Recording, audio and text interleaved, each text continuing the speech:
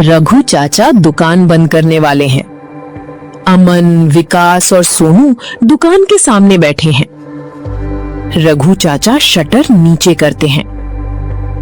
तभी अंदर से एक आवाज आती है। तीनों चौंक जाते हैं। चाचा, दुकान के अंदर कौन है? कोई नहीं। फिर आवाज आती है। चाचा, अगर कोई नहीं है तो आवाज कौन कर रहा है? रघु चाचा कुछ नहीं बोलते। अमन शटर ऊपर करता है। अंदर कोई नहीं, सिर्फ दुकान का सामान अपनी जगह पर है। चाचा, ये आवाज रोज आती है क्या? रघु चाचा कुछ सेकंड चुप रहते हैं। हाँ। तीनों एक दूसरे को देखते हैं। और पिछले 10 दिनों से रोज आ रही है।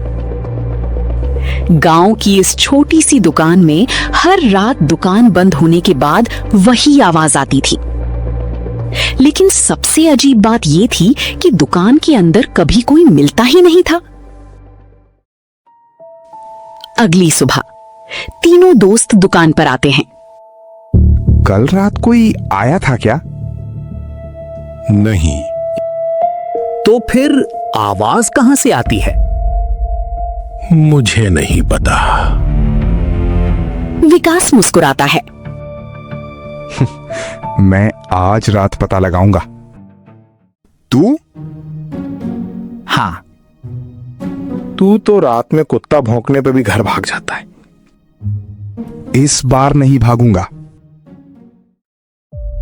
अमन, विकास और सोनू दुकान के सामने बैठे हैं। दुकान बंद है। कुछ देर शांति रहती है। भाई, मुझे लगता है हम बेवकूफ बन रहे हैं। चुप रह। अचानक तीनों उछल पड़ते हैं। आ गई। अमन धीरे से शटर खोलता है। अंदर फिर कोई नहीं। आवाज बंद। ये कैसे हो रहा है? अमन दुकान को ध्यान से देखने लगता है। अमन सामान को देखने लगता है। वो एक बोरी के पास रुकता है। चाचा, ये बोरी यहां कब से है? काफी दिनों से।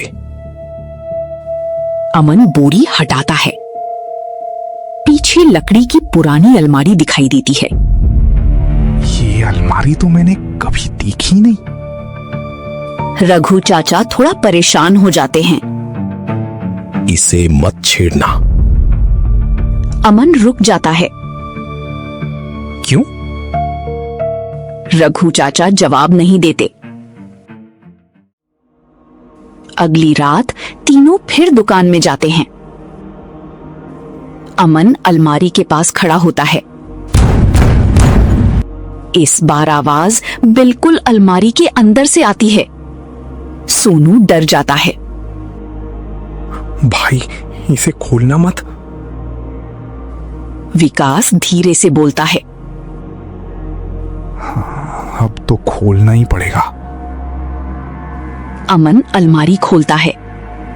अंदर कुछ पुराने डिब्बे और एक छोटा लकड़ी का हिस्सा होता है। वो लकड़ी हटाता है। पीछे दीवार में एक छोटा खाली स्थान दिखाई देता है। आवाज यहां से आ रही है। अमन दीवार को ध्यान से देखता है। वहां से हवा आ रही होती है। ये दीवार पूरी नहीं है। विकास हैरान। मतलब? पीछे कुछ खाली जगह है। रघु चाचा अचानक बोलते हैं। बस करो। तीनों उनकी तरफ देखते हैं। चाचा, आप जानते हैं यहां क्या है? रघु चाचा चुप रहते हैं। फिर कहते हैं। हाँ। रघु चाचा उन्हें दुकान के पीछे ले जाते हैं। वहां एक पुराना लकड़ी का दरवाजा है। ये दुकान पहले मेरे पिता की थी। तो उनके समय में दुकान के पीछे से गांव की पुरानी अनाज मंडी तक एक छोटा रास्ता था। रास्ता? हाँ, लेकिन कई साल पहले उसे बंद कर दिया गया। सोनू सोचता है। फिर अंदर से आवाज कैसे आती है? रघु चाचा जवाब देते हैं। यही तो मैं भी समझना चाहता हूं। अमन दीवार और दरवाजे को ध्यान से देखता है। वो समझ जाता है। काका, आवाज किसी इंसान की नहीं है। फिर? वही आवाज आती है। ये लकड़ी ढीली है। हवा के दबाव से पीछे लगा पुराना लकड़ी का हिस्सा बार बार हिल रहा था, लेकिन असली समस्या कुछ और थी। अमन दरवाजे के नीचे देखता है। वहां से मिट्टी अंदर आ रही होती है। चाचा, ये रास्ता अंदर से बंद नहीं है। रघु चाचा चौंकते हैं। तीनों दरवाजा थोड़ा खोलते हैं। पीछे का पुराना रास्ता पूरी तरह बंद नहीं था। वहां से गांव के कुछ बच्चे रोज शाम को अंदर आकर खेलते थे, लेकिन बच्चे दुकान के अंदर नहीं आते थे। वे रास्ते के दूसरे हिस्से में खेलते थे। वही खेलते समय लकड़ी के हिस्से से टकराते थे। मतलब 10 दिन से हम जिस आवाज से डर रहे थे वो बच्चों की वजह से थी? अमन हंसता है। हाँ, रघु चाचा भी हंस पड़ते हैं।